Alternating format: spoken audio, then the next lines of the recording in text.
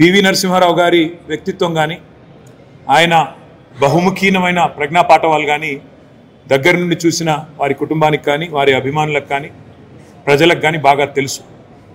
ఒక కవిగా, కథకుడిగా, సాహిత్యపరుడిగా, అదేవిధంగా అఖండమైన సామాజిక స్పృహ ఉన్న నాయకుడిగా, ఒక సంస్కరణశీలిగా పివి నరసింహారావు గారిని చరిత్ర ఎన్నటికీ కూడా మర్చిపోదు.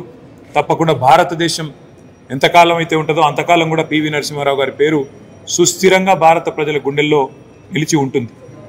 సంస్కరణశీలి అని నేను ఊరికే అనలేదు.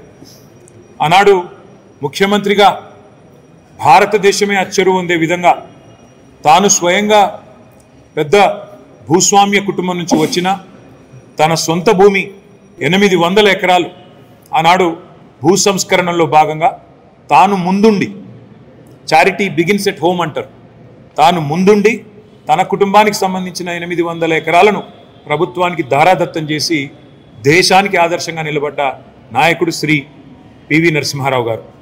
తర్వాత విద్యారంగంలో ఒక అవకాశం వస్తే హెచ్ఆర్డి మినిస్టర్గా నవోదయ పాఠశాలను పెట్టిన, గురుకులాలు పెట్టి ఇవాళ అద్భుతమైన పిల్లలకు వాళ్ళ భవిష్యత్తుకు బంగారు బాటలు వేసిన దాని ఆలోచన కూడా, దానికి పూర్తి క్రెడిట్ కూడా పివి నరసింహారావు గారు.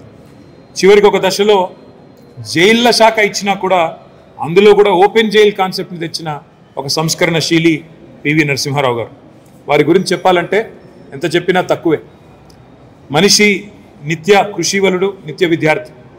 దాదాపు 85 ఏళ్ల వయస్సులో ఆనాడు కంప్యూటర్లను నేర్చుకోవాలనే తపనతో కంప్యూటర్ విద్యను కూడా అభ్యసించిన ఒక నిత్య విద్యార్థి పివి నరసింహారావు గారు.